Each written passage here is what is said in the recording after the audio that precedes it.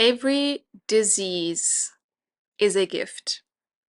Now, I know that this may be a radical statement for many people to hear, but before you throw your arms up in the air and say, Alex, how can you say such a thing? Hear me out. So, for most of my life, I have lived unwell in my body for many, many different reasons.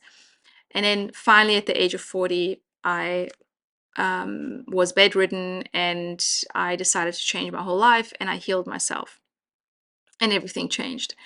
And then, of course, I started sharing the information. And in the meantime, for 8 years, I've been helping a lot of people recover their health from real near impossible health situations, and oftentimes helping people heal when no doctor could help, no specialist could help. Sometimes helping people that have been healing their body or trying to heal their body with specialists from around the world for, as long as 10, 15 years, even longer.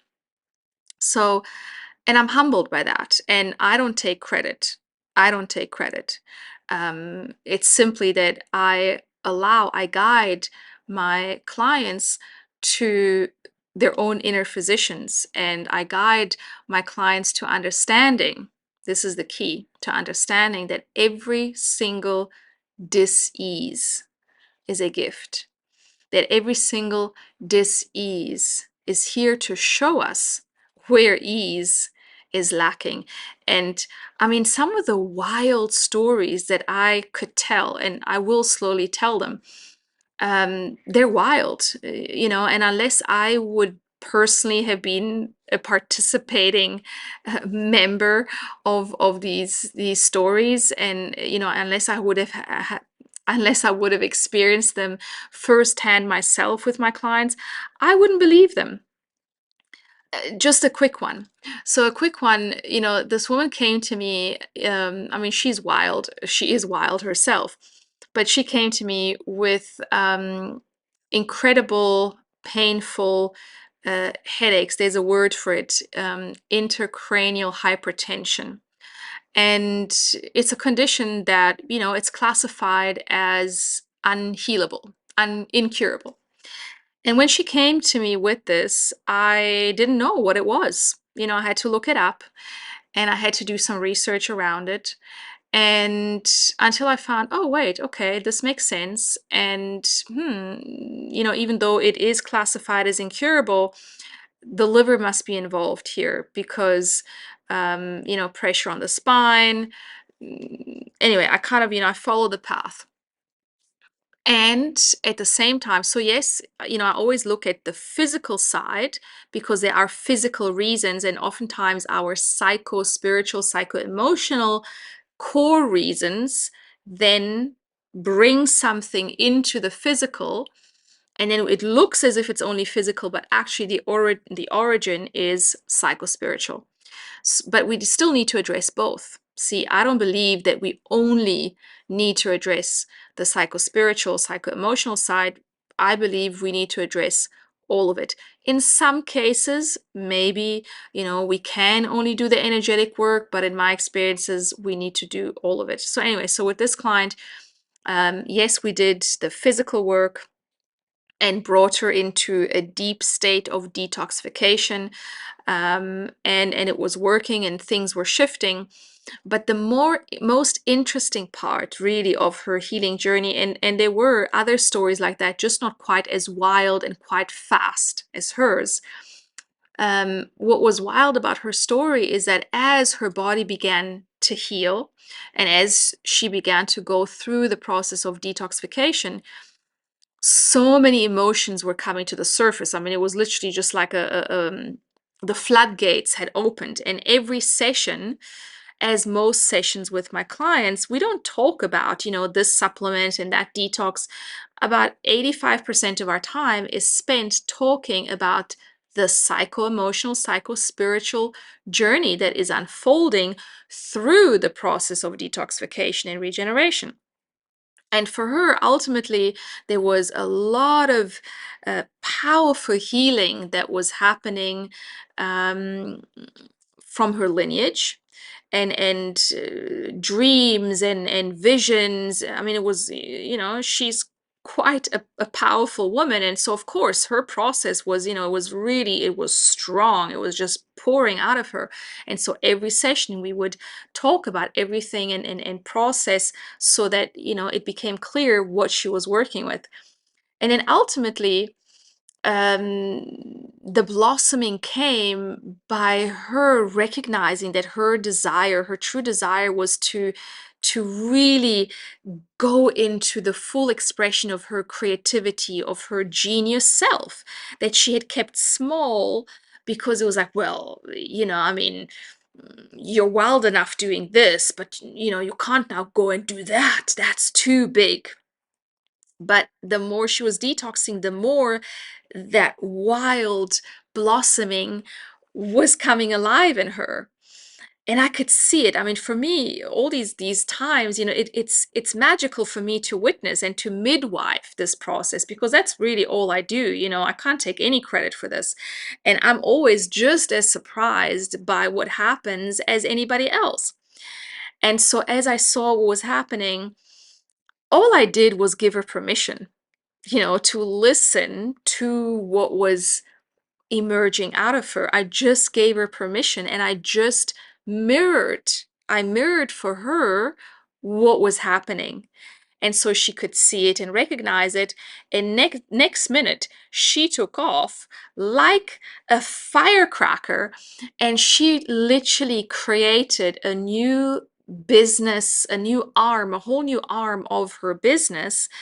And that business exploded within a couple of weeks. And she went from kind of just making enough, but, struggling to go to that next level, to boom, making $90,000 within a couple of weeks, selling out her program, which was a yoga teachers training program, and traveling the world next minute with her partner, and teaching online and doing all the things.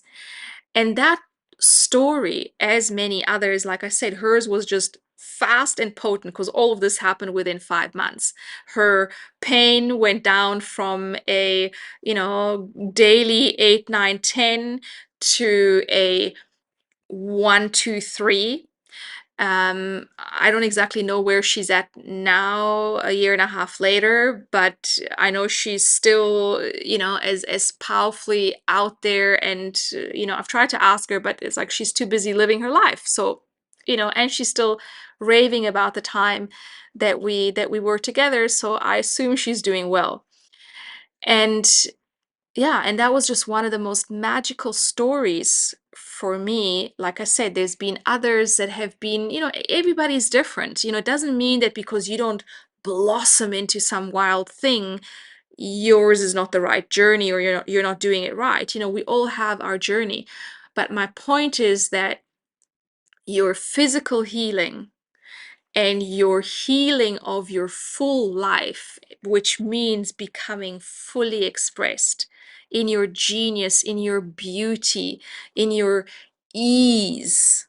We're here to live in ease. We are, dare I say, God's children, children of creation. And when I say God, I don't necessarily mean someone sitting up there. You can assign whatever you like, but we are children of creation. We are divine beings that come into a body to experience something, to express our divine essence. And when that is not recognized, when that is suppressed for various reasons, and this whole world is really about constant suppression and constant wanting us to be the same. But we are unique. We are here to be completely, utterly unique. And when that expression is not allowed, dis-ease happens. So, in my view and experience, and I've held this view and understanding for many, many years, and it just keeps being reconfirmed each time, our dis-ease, no matter what it is, no matter what it is, it can be something small, it can be something major, but every dis-ease is an expression of ease beckoning you. So instead of being so scared and pathologizing dis-ease, and we can do that, we got all the science, all the data to do that, to believe that story. But it is not the full story. It is just a part of the story. So unless we put the whole story together, yes, there's a physical component that we need to be addressing. It's physical, the energetics have become solidified in the body, and we need to address those.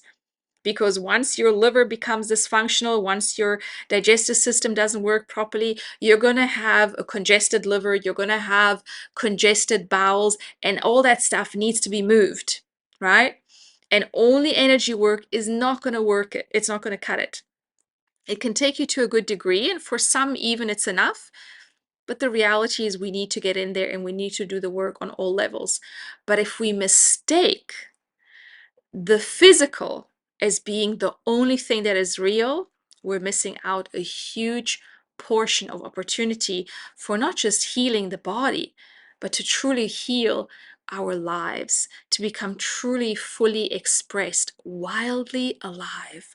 It is our wild aliveness and the reclamation, the awakening of our wild aliveness, the one that puts us in touch with the eros of life, when we feel like, wow, this life is amazing.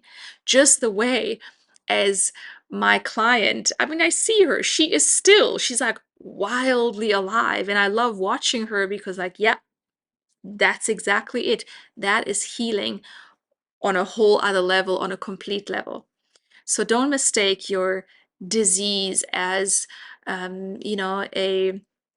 a curse or an unfortunate event or any of that. No, please don't. We must begin to see that our dis-ease is a gift. It's a gift, it's an opportunity, it's an invitation to deep awakening and to really open up to radical aliveness. I hope this inspired you and that it took away your fear and that it awakened fierceness in you to fully reclaim your life, your unique, beautiful, divine, sacred life. Sending you all my love.